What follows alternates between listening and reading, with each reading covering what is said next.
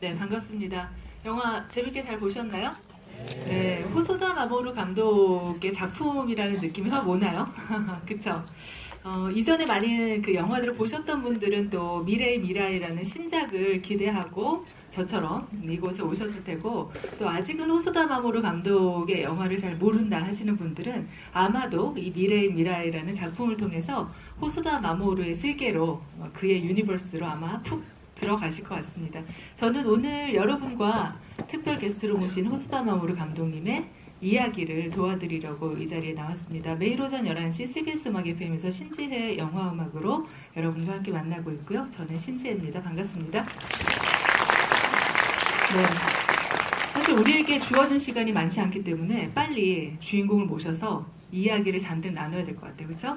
자, 호소다 마모루 감독님, 그리고 오늘 통역을 맡아줄 강민아 선생님 함께 모십니다. 큰 박수로 맞아주시기 바랍니다.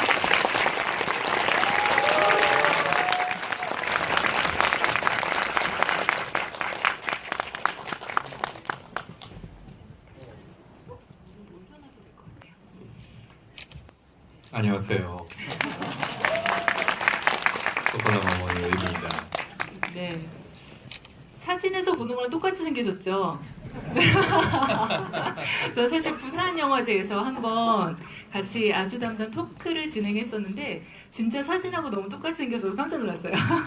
너무 근데 사진하고 달랐던 건 제가 생각했던 것보다 훨씬 키도 크시고 멋있으신 거예요.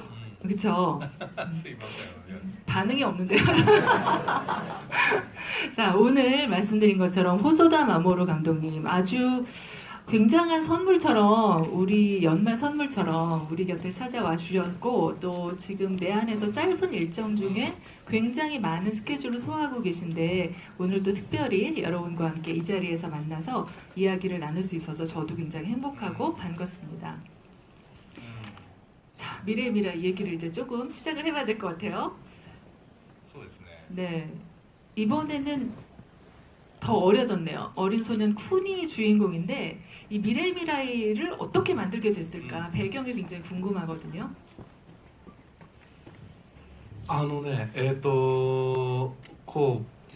僕はそのね、自分に子供ができる前、結婚して子供ができる前って、子育てとか子供を育てるってどういうことだろうって考えた時に、すっごく面倒くさくて大変で義務を背負わされて、自分の時間がなくなって、もう大変なことばっかりっていうふうに、そんなふうに思ってたんですよね。 네, 저는 결혼하기 전에 결혼을 하게 되고 아이를 낳는다는 것은 어떤 일일까, 아이를 키운다는 것은 어떤 일일까라고 생각을 해보았을 때 아이를 키우는 일은 매우 귀찮고 힘들고 의무는 많고 나의 시간은 없어지고 그렇게 힘든 일들만 많을 것이다 라고 생각을 했었습니다. で今それで子供ができたら想像してた通りだったんですよ。 아이를 낳아보니까 상상 그대로였습니다.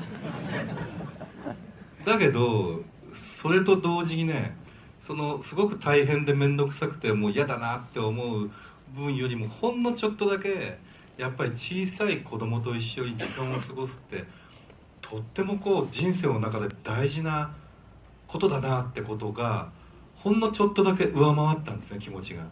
だからこの映画を作ろうって思いました。 그런데 아이를 키우는 그런 힘들고 성가시고 굉장히 싫은 그런 면들에 비해서 아주 조금 어린아이와 함께 시간을 보내는 것이 인생에서 아주 소중한 일이고 매우 기쁜 일이다라는 것을 아주 조금 느끼는데 그 조금이 그 힘듦을 다 넘어설 수 있었기 때문에 이렇게 영화까지 만들 수 있게 되었습니다. 자, 아직 결혼을 안 하시고 아이가 없기 때문에 여러분들 아마 공감을 못 하실 것 같긴 한데, 감독님 말씀처럼 아마도 나중에 결혼을 하시고 아이를 낳게 되면 그때 호소다 마모루 감독께서 말씀하신 게 이거구나 하고 알아채실 것 같아요. 아주 작은 기쁨이 여러 가지 힘든 것들을 뛰어넘어서 그것들을 다 이겨낼 수 있을 만큼, 그리고 말씀하신 것처럼 그 작은 즐거움들이 결국은 새로운 자기의 삶을 또 생성해가는 그런 동력이 될 수도 있을 것 같아요. 그런데 이 작품을 보면서 여러분들도 혹시 그런 생각 하지 않으셨을까 모르겠는데, 4살짜리 쿤이 여동생을 보게 되잖아요. 처음에는 막 귀여워서 막 손도 만져보고 하다가 결국은 질투의 화신이 되는 거죠. 여기 혹시 마지들 계세요? 마지들? 나는 마지라 이 쿤의 심정을 너무 잘 이해하겠다. 생각보다 많지 않으신데요. 그래도 여기 계신 많은 분들이 공감하시는 것처럼 그런 어째 마지들이 갖는 그런 질투심이 있더라고요. 주위에서도 보면. 그래서 여쭙고 싶은 거 혹시 호소다 마모루 감독님은 동생이 있나요? こんな兄弟の映画作っておいてなんですけど僕一人っ子なんですよね 저는 이런 형제의 이야기를 만들었지만 외동입니다. 아 그러면 어떻게 쿤의 입장을 그렇게 잘 이해를 하셨을까요?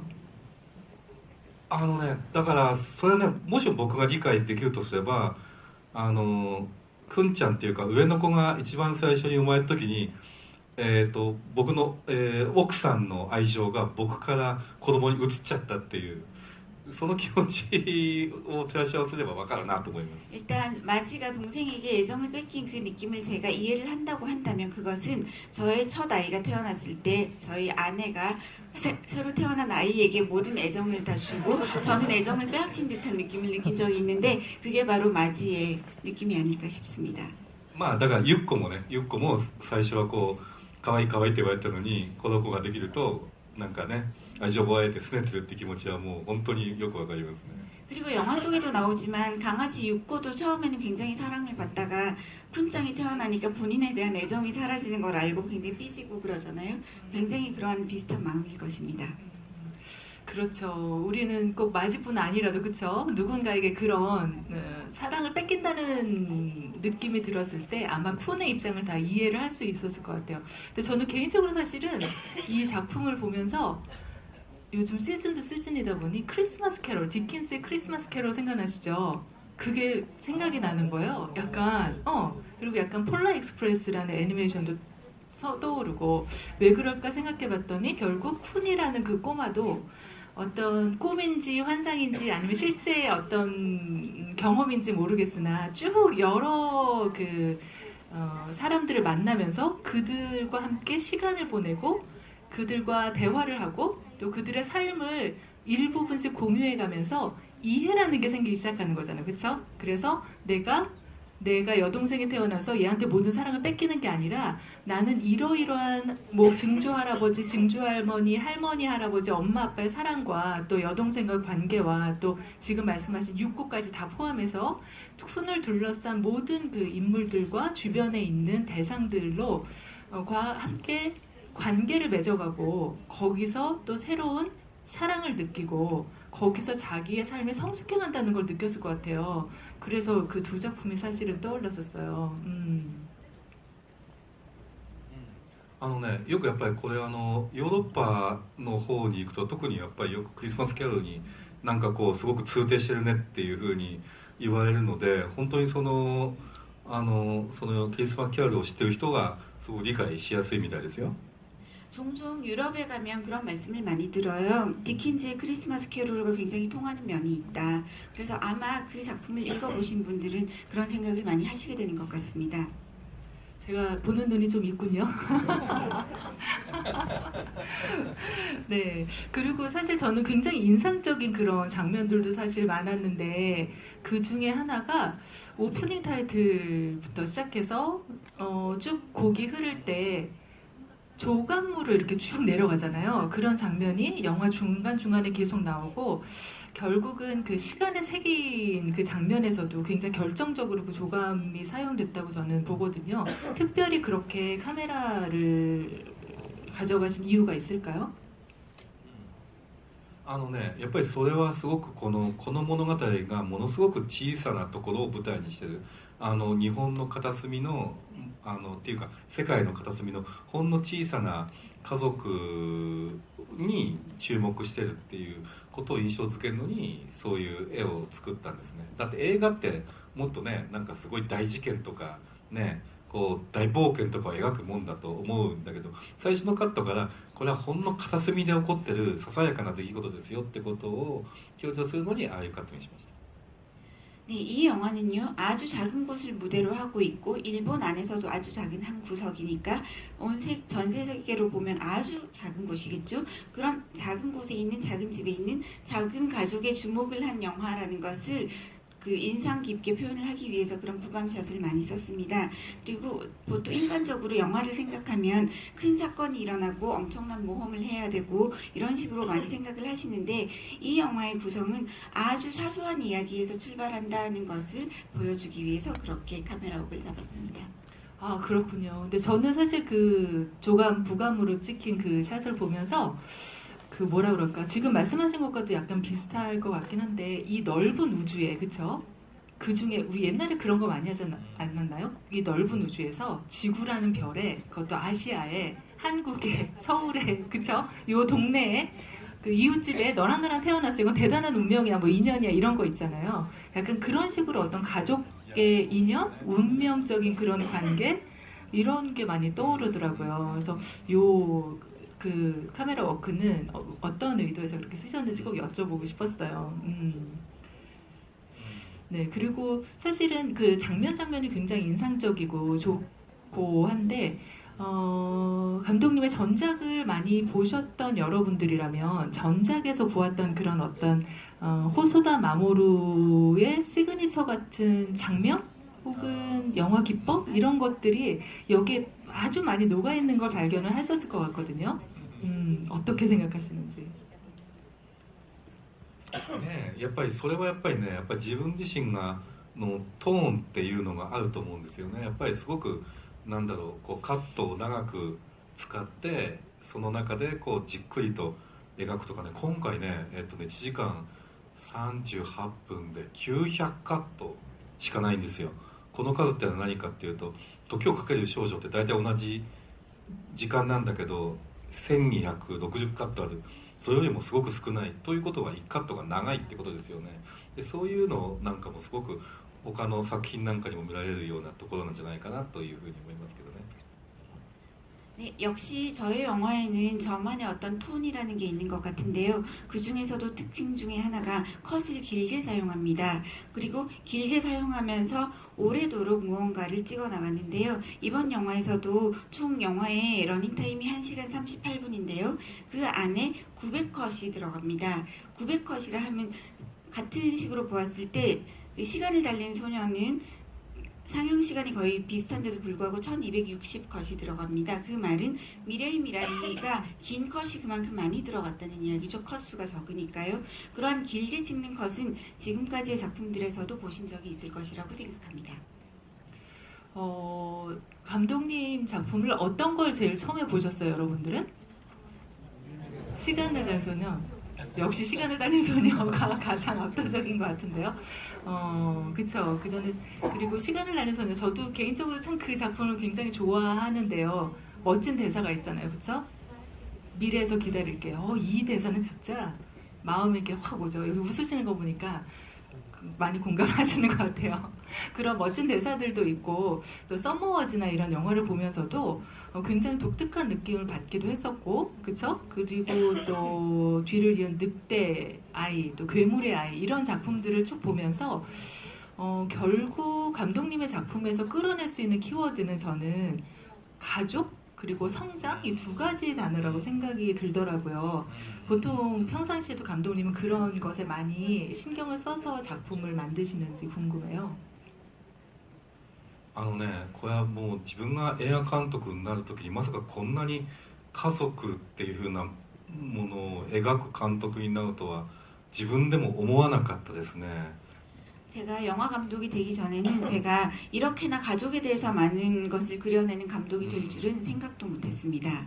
だけども例えばね、これはね一つきっかけがあるとすればあれですよ、時をかける少女の時に僕初めて国際映画祭に呼ばれたのがプサン映画祭、12年前のプサン映画祭で、その時の会場を見てことがすごく家族を描くっていうことを決める上で大事な出来事だったと思うんですよ。 그런데 하나의 계기가 있다고 하면요. 시간을 달리는 소녀로 제가 12년 전에 처음으로 해외 영화제에 나간 것이 부산국제영화제였습니다. 부산국제영화제의 상영관에서 여러분들의 모습을 보고 처음으로 가족이라는 것이 매우 중요하고 소중하다라는 것을 깨달았습니다.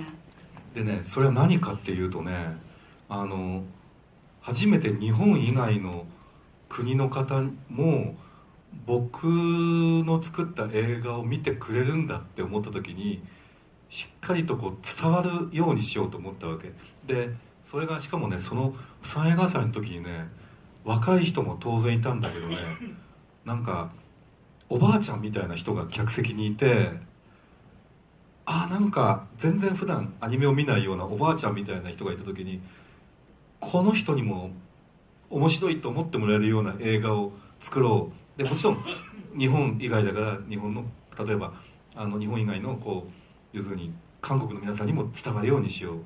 そして若い人だけじゃなくて、アニメ好きな人だけじゃなくて、そうじゃない人にも伝わるようにしようっていうふうに思っていくと、その要素って家族ってことだったんですよね。 왜냐하면요, 그때 부산에서 부산국제영화제 때 상영관에 일단 일본 이외의 나라에서 나의 영화를 봐주시는 분들을 처음 봤습니다. 그때 굉장히 외국의 분들에게도 제대로 전달할 수 있는 영화를 만들어야 되겠다라는 결심을 하게 되었고요. 그날 객석에 젊은 분들도 많이 있었지만 할머니 같은 분도 계셨습니다. 그리고 겉으로 봐서는 애니메이션은 절대로 보지 않을 것 같은 그런 분도 계셨는데, 그래서 그런 할머니도 또 겉으로 보기에 전혀 그 애니메이션 매니아가 아닐 것 같은 분도 재미있게 봐줄 수 있는 영화를 만들어야 되겠다라는 생각을 했고요. 그래서 한국의 여러분도 마찬가지고 앞으로 세계에서 애니메이션을 알건 모르건 젊은 사람이건 늙으신 분이건 간에 생각이 다르더라도 누구나 볼 수 있는 작품을 만들어가야 되겠다라는 결심을 부산에서 했고요.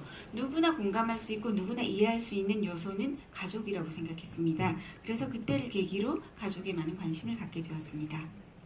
だから今もね、こうやって客席を見て皆さんに伝わるようにそれに作んなきゃってすごいプレッシャーを受けてますよね。 지금도 이렇게 객석을 보고 여러분들에게 전달이 잘 될 수 있는 영화를 만들어야 되겠다라는 프레셔를 많이 느끼고 있습니다. 네, 그쵸. 가족이라는 건 우리의 삶에 있어서 빼놓을 수 없는 요소잖아요. 그쵸? 이 쿤의 가족만 봐도 아까도 말씀드린 것처럼 증조할아버지, 증조할머니부터 시작해서 그 가족들이 쭉 이어져 내려오는데, 그것이 그냥 어떤 틀? 구속 이런 게 아니라 그냥 어쩌면 운명적인 만남이잖아요. 그리고 그 속에서 내가 누군가의 보호들을 받으면서 자라났고 누군가의 사랑을 이렇게 쭉 받으면서 자라오는 그런 과정이 결국은 우리가 함께 성장해가는 그런 모습을 보여주는 거죠.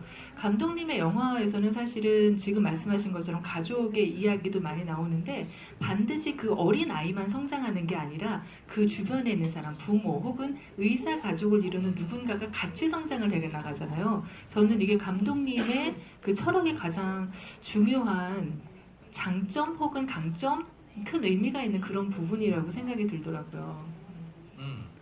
ね、つまりさ、家族っていうのはね、つまりその家族を大事にしましょうとかね、そういう上から目線の押し付けじゃなくて、つまりその例えばさ、みんなここにいる人、若い人が多いけど、自分は何者なのかっていう疑問って持ってないですか？持ってると思うんですよ。実は僕も未だに持ってるんです。自分ってのは何者なのか、つまりアイデンティティってことですよね。でそのことをやっぱりその答えを出してくれる一番大事なものってやっぱり何か家族だと思うんですよ。自分の親たちや兄弟たちかもしれない、もしくはこれから、出会って結婚する相手かもしれない、もしくはその出会って結婚して生まれた子供が自分は何者かを教えてくるかもしれない。そうやって一生かかって自分は何者かってことを探していくのが人間だとしたら、それをなんていうの、あなたはこういう人だよって教えてくれるのが何らか家族なんじゃないかと思うんだよね。 예, 가족을 소중히 해야 된다. 가족은 중요한 존재다라는 것을 윗사람이 아랫사람에게 강요를 하는 것이 아니라 우리 모두 살아가면서 가끔씩 나는 누구인가라는 의문을 많이 품게 되지 않나요? 여러분들은 어떠세요? 저는 이 나이가 되어도 계속 나는 누구일까라는 질문을 많이 스스로에게 던지게 되는데요. 그것은 영화에도 나오지만 기본적으로 나의 아이덴티티를 찾아가는 질문이라고 생각을 합니다. 그리고 본인이 누구인가에 대한 답을 제시해 주는 것은 아무래도 가장 중요한 존재는 가족이라는 생각을 하게 됩니다. 본인이 누구인지를 알려주는 존재는 부모일 수도 있고요, 형제일 수도 있고, 앞으로 여러분들이 만나서 결혼을 하게 될 배우자일 수도 있고, 결혼을 해서 태어나게 될 아이일 수도 있습니다. 아이가 태어나게 됨으로써 내가 누구인지를 비로소 알게 될 수도 있다는 이야기입니다. 그런 식으로 우리는 평생에 걸쳐서 살아가면서 내가 누구인지를 점점 찾아가게 된다고 생각을 하고 있고요. 나의 존재를 오래도록 주위에 있는 가족을 통해서 증명하고 알게 된다고 생각을 합니다.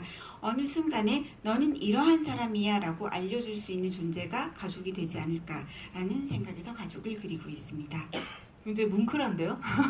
이야기가 감동적이에요. 그렇지 않나요? 언제부턴가 우리가 자라면서 나만 생각하게 되지 않나요? 아니구나. 여러분들 착하시군요. 저는 언제부턴가 나는 나 자신, 그죠?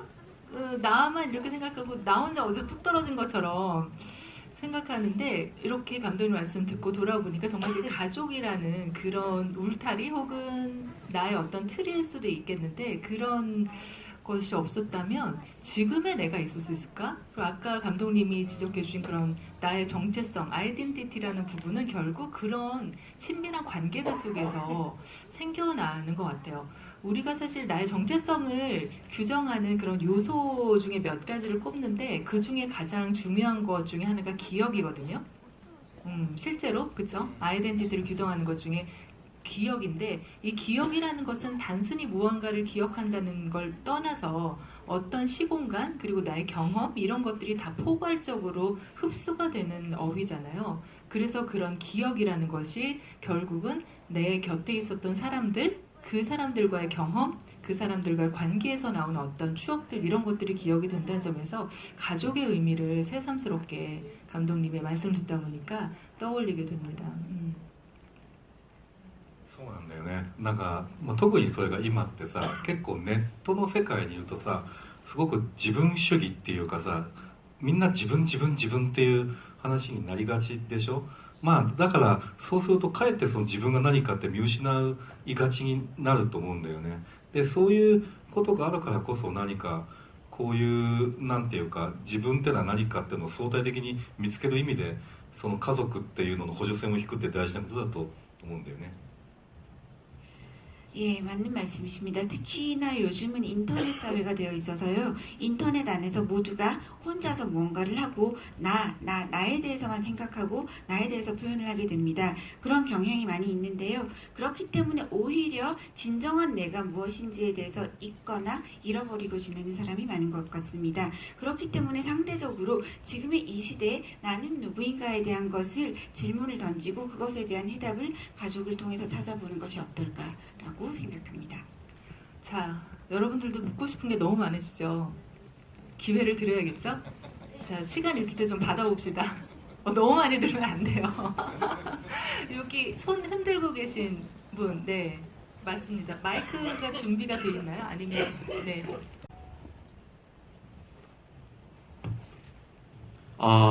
아리가또 고자이마스. 네, 영화 잘 봤습니다. 감사합니다. 네, 감사합니다. 되게 영화 보면서 제 옛날 생각도 많이 나고, 놀이터에서 자전거 타고 놀다가 쓰러지고 그런 것도 생각나고 해서 살짝 눈물도 나고 그랬는데요. 영화에 되게 이제 많은 장면들이 나오잖아요. 다양한 느낌의 장면들, 다양한 시대의 장면들이 나오는데, 그 중에 감독님께서 가장 좋아하시는 장면이 어떤 것인지 꽤 궁금합니다. そうですね。映画監督としては全部って言いたいところですけども、やっぱり確かに今自転車のシーンを思うとね、やっぱりこれは面白いですよ。やっぱり今自分の子供にも自転車を乗せるようなことをやると、なんかね、自分もなんかね、自分の親に自転車を教えてもらうようなことが思い出されてくると、なんかその自転車を練習してるのが自分の子供であり昔の自分でありでこうやって背中を押してるのが、自分であり自分の親でありっていうなんかね時空がごっちゃになるような気持ちになるんですよね。でそういうようなのと同じようなことをあなたもねなんかこの映画を見てこのくんちゃんと昔の自分をダブらして見てくれるとなんかすごく嬉しいなと思うんですよね。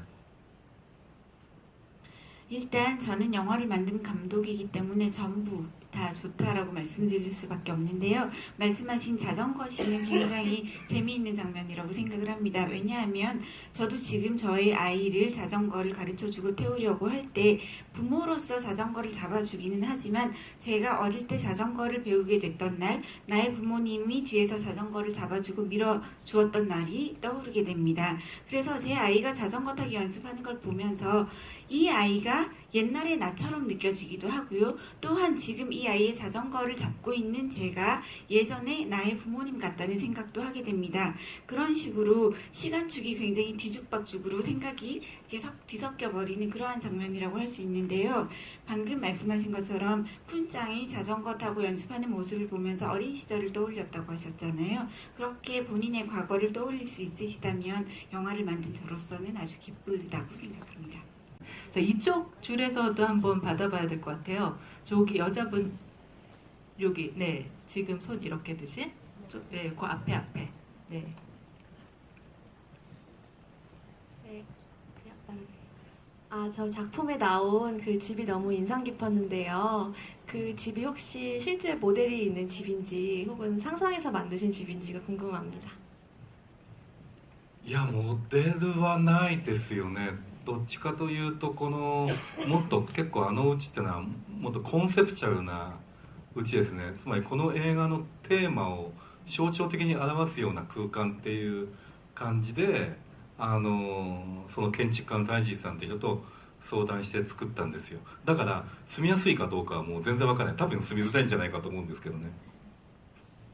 그 집은 모델은 없습니다. 그런데 그 집은 이 영화를 만드는 데 있어서 굉장히 하나의 컨셉을 잡고 만든 집이고요. 이 영화의 테마를 상징할 수 있는 공간으로 그려냈어야 되기 때문에 실제로 유명한 건축가분과 상의를 해서 이 집을 만들었는데 정말 그런 모양의 집에 산다면 살기 좋을까라는 생각을 해보면 살기에는 불편할 것 같습니다. まあどう象徴的かっていうとほらこの家族の秘密を子供が知るっていう内容だから壁で部屋が分かれてるっていうのじゃない風にしたいっていう風に言ったんですよ。でそしたらすごい建築家の人すごい悩んでましたけどでも悩んだ挙句たどり着いたのが段差によって部屋の役割を分けて空間そのものがつなげるっていう。つまり一番下に子供部屋が来てるのは何かっていうと子供部屋から全部部屋の中が全部見渡せるでしょ。そういう風に作ってやるっていうことなんですよね。その庭を通して家族のことが全部見えるっていう風な空間になってるっていう、そういった意味で象徴的でその中で家族のことを知って子供がステップアップしてるまさに文字通りこの階段のようにステップアップするっていうこれもやっぱり象徴的な意味があると思います。 예, 그리고 어떤 식의 상징적인 의미가 있는가 하면 이 가족의 비밀을 아이가 알아나가는 그런 내용이 이 영화의 주된 내용이잖아요. 그래서 이 집에 대해서는 처음에 벽이 방을 구분 짓는 집이 아닌 집으로 설계를 해달라라고 건축가분께 요구를 했습니다. 그랬더니 그분이 굉장히 고민을 많이 하더라고요. 벽이 없으면 구분 지을 수가 없으니까요. 그래서 고민 끝에 만들어주신 것이 이렇게 지금 영화에서 보이는 계단처럼 되어 있는 집. 그래서 각 층별로 각 방의 역할이 나뉘고 공간은 사실은 연결되어 있고 벽이 없이 유리로 모든 방이 보이게 되어 있죠.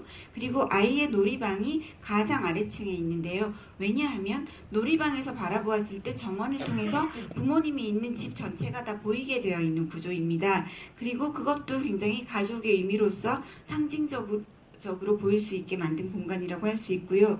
계단식이기 때문에 맨 아래층에 있는 아이가 계단을 올라가서 스텝업해서 나간다라는 성장에 대한 것을 집의 형태로 상징적으로 보여줄 수 있기 때문에 그러한 의미들을 담은 집의 구조입니다. 집 얘기가 나와서 갑자기 그 할머니가 했던 얘기가 떠오르네요. 뭐 이렇게 건축가라서 이렇게 집을 이상하게 졌냐고 그렇죠? 그러니까 문득 떠올랐어요. 자, 이쪽 줄에서도 한번 받아야죠.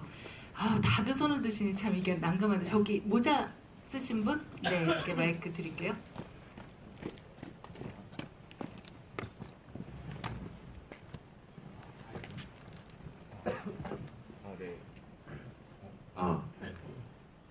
아, 감독님 작품을 보면은 이제 가족과 성장의 이야기를 많이 그리셨다고 말씀을 해주셨는데 앞으로 도전해보고 싶은 스토리나 그런 장르들이 있는지 궁금합니다.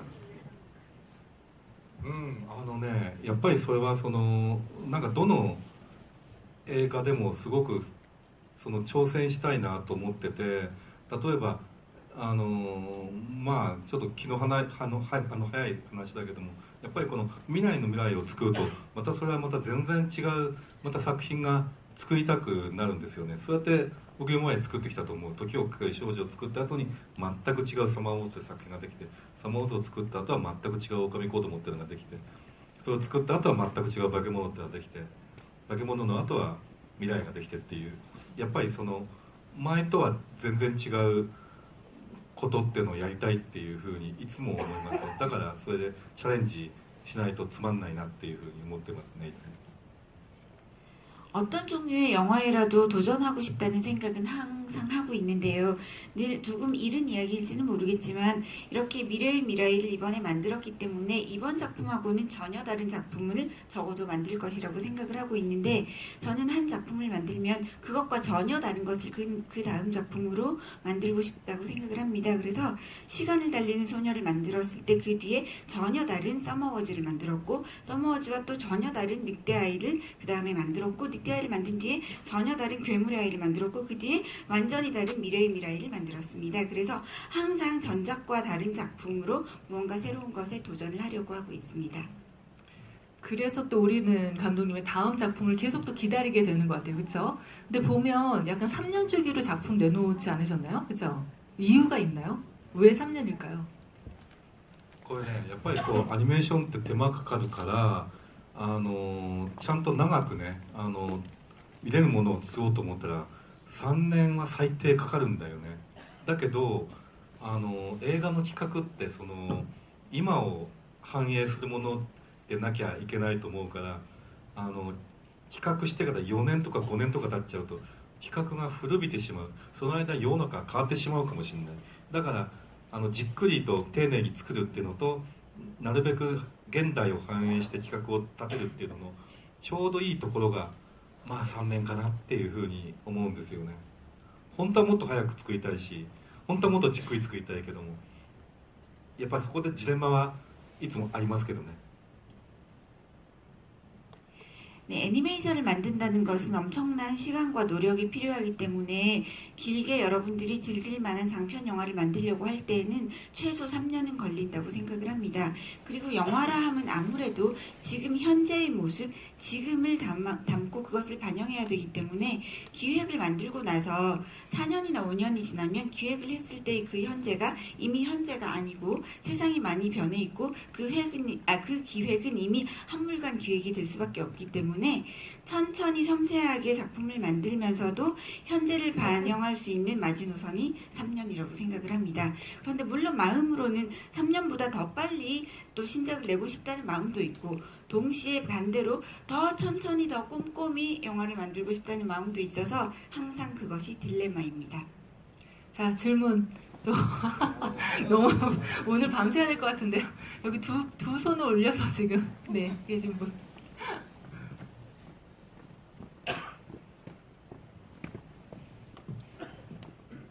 미라의 손에 붉은 반점을 설정하신 이유가 무엇인지, 그리고 기차역에서 쿤이 도움을 요청하는 존재를 인간이 아니라 AI로 설정하신 존재가 무엇인지, 그 두 가지를 여쭙고 싶습니다.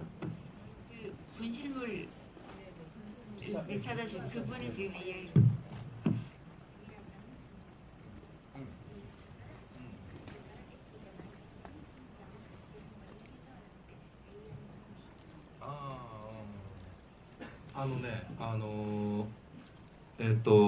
未来ちゃんっていうのはこうなんかなんていうのかなこう中学生だけども将来結婚できるかどうか気にしてる女の子っていうのがセリフだけだと表面的にあるんだけども、本当言えばこの手のところにあざがあるっていうあざがあることをすごく自分で気にしてる人ですよね。で何かそのあざっていうのがこれね実はね僕の子供にもね手にあざがあってそうでこれはだからある人から見たらそれってすごくなんていうか将来気にするんじゃないかって言うのよ。劇中でもバーバがそういうふうに言ってたけど、だけども気にするっていうそういうネガティブなことだけじゃなくて、ひょっとしたらなんていうのかなこう誰かその未来ちゃんの手だけ見てもこれ未来ちゃんだって分かるサインなんじゃないかって思うと全然意味合いが変わってくるでしょ。もっとその手のあざをもうね未来ちゃんだけが持ってる印だと思えば、それこそアイデンティティじゃないけどでそれをくんちゃんが見つけるっていうことが大事だと思うんですよね。それで手を伸ばしたら未来ちゃんだったっていうのがね、まずそこまで。 일단 영화 속에서 미라이 짱은 중학생이면서 결혼을 늦게 하게 될까봐 걱정하는 소녀의 모습으로 대사를 들으면 표면적으로 그렇게 나오는데요. 사실은 손에 본인이 반점을 가지고 있다는 것에 많이 신경을 쓰고 있다는 설정입니다. 그래서 사실은 저의 아이의 손에 그런 식으로 점이 있습니다. 그래서 사람은 물론 미래에 그 점에 대해서 커서 굉장히 신경을 쓰게 될 수도 있겠다라는 이야기를 하는 분들도 있고, 실제로 영화 속에서도 할머니의 대사로 그 얘기가 나오잖아요. 나중에 많이 신경 쓸 수도 있겠다라는 이야기가 나오는데, 사람에 따라서는 본인에게 어떤 큰 흉터나 반점이 있을 때 그것을 굉장히 신경 쓰고 부정적으로 생각하는 사람이 있는가 하면, 어떻게 다르게 생각을 해보면 그 손을 보면 나중에 누구라도 오래 헤어 떨어져 있더라도 손만 보면 얘는 미라이구나 라는 걸 알 수 있는 하나의 사인이 될 수 있잖아요. 그런 의미에서는 손에 있는 그 반점은 미라이가 미라이라는 증표 라고도 생각을 할 수 있고, 본인의 아이덴티티라고도 볼 수 있습니다. 그리고 마침 어린 쿤짱이 미라이를 만났을 때, 손을 내밀었을 때 손을 보게 되고 미라이라는 걸 깨닫게 되죠. 그 점이 이 손의 점에 있어서는 중요한 역할입니다. あともう一個駅員さんについてだけどあそこってほらくんちゃんにあなたは誰ですかって問うのが不思議な駅員さんなんだけども、そのアイデンティティを相手に問う人っていうのはその自分自身もアイデンティティを問うだけの資格があるような人しか問えないと思うわけです。で駅員さん見てみたらなんていうのかな、あなた自身があなた誰ですかっていうふうなことをなんか自分で自分が分かんないような人のいうふうに見えませんか。そんなふうに作ったんですよ。だからこそ彼はあなた誰ですかって言える資格があるんだと思うっていう、それでああいう不思議なムードの人になってるんですよね。 네, 그리고 AI라고 표현하신 그 영무원에 관해서는 그 분이 분실물센터에 찾아간 쿤에게 당신은 누구인가요? 너는 누구냐? 라는 질문을 던지게 됩니다. 그런데 그 이상하게 묘하게 생긴 영무원이 사실은 겉으로 보았을 때는 본인이 그 사람도 보기 아주 이상하잖아요. 그런데 누가 누군가에게 당신은 누구인가요? 라고 물으려면 그만한 어떤 자격이 있어야 된다고 생각을 했고, 그러한 자격을 가진 사람의 형태로 그분을 만들었는데, 그 영무원이 그렇게 물으면 사실 우리는 그분한테 당신이야말로 이렇게 생겨서 누구세요? 이렇게 묻고 싶어지잖아요. 본인도 본인이 누군지 알 수 없을 것 같은 그러한 형태를 가진 사람이기 때문에 다른 사람에게 당신은 누구십니까? 라고 물을 수 있다고 생각을 했고요. 그래서 그렇게 사람인지 뭔지 알 수 없는, 감정이 있는지 없는지 알 수 없는 그런 이상한 형태의 영무원을 만들었습니다. なんかこの話をしてるとこの未来っていう映画が可愛い子供の話じゃないってことがだんだん分かってきますね。 이 이야기를 들으면 왠지 이 미래의 미라이라는 영화가 귀여운 아이의 이야기가 아닐 것이라는 것을 여러분들이 눈치를 채게 될 것이라고 생각합니다.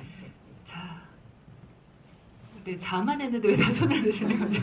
자, 자, 여기 손 막 흔드시는 분께 마이크 아마 오늘 마지막 질문이 될 것 같아요. 네, 여기 앞에 계신 여자분. 네, 여기 앞에. 네. 안녕하세요.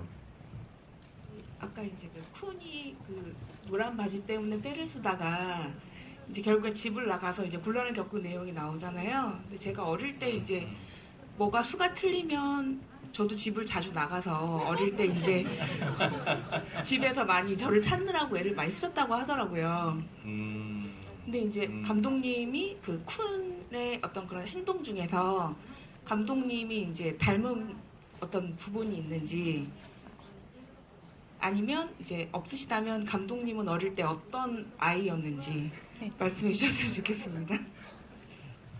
でもこれはやっぱりそのまあさっきもちょっと言いましたけど、やっぱり小さい子供と一緒に過ごすっていうのはイコールやっぱり自分の子供時代をもう一回体験するっていうことと同じだと思うから、この映画のモデルは自分の子供ですって言いながら自分自身の子供時代ですって言ってるのと同じことなんだよね、これって。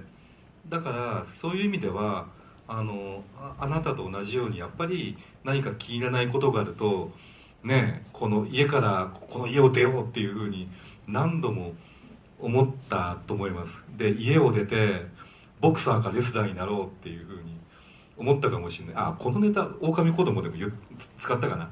なんかやっぱりなんかみんな誰でもそういうの思うんじゃないんですかねってそういうふうに思いますけどね。 예, 아까도 잠시 얘기했지만 어린아이와 함께 살아간다는 것은 나의 어린 시절을 다시 체험하게 되는 그러한 시간을 보내게 되는 일인데요. 그렇기 때문에 이 영화에서 쿤짱의 모델이 된 것은 물론 나의 아이이지만 동시에 나의 어린 시절이라고도 말을 할 수 있습니다. 그래서 저는 어릴 때 말씀하신 것처럼 수 틀리면 집을 나가자라는 생각을 많이 했었고요. 집을 나가서 나는 복서가 되거나 레슬러가 되겠어 이런 생각을 많이 했는데 생각해보니 이 이야기를 늑대아이 때도 약간 집어넣었던 것 같습니다. 그런데 누구나 그런 생각하지 않나요? 뭔가 마음에 안 들면 나가서 뭔가 엄청난 다른 게 돼야지라고 생각하지 않나요? 저는 그렇게 생각했었습니다. 자, 시간이 너무 아쉽죠. 생각 같아서는 밤을 새서라도 그쵸? 많은 분들의 의견도 들었으면 좋겠는데 저희가 또 여기 대관 시간이 있어서 마무리를 슬슬 해야 될 것 같아요. 여러분들의 이야기 굉장히 저도 흥미롭고 재미있게 들었고 개봉이 1월 17일입니다. 그쵸? 1월 하면 먼 것 같지만 얼마 남지 않았어요? 6일? 17일 맞죠? 16일? 16일로 당겨졌어요. 저도 기억을 해야겠네요. 16일 또 N차 관람 하실 거죠? 네, 여기 계신 분들은 왠지 다 N차 관람 하실 것 같아요. 저도 극장 개봉하면 다시 한번 볼 거고요.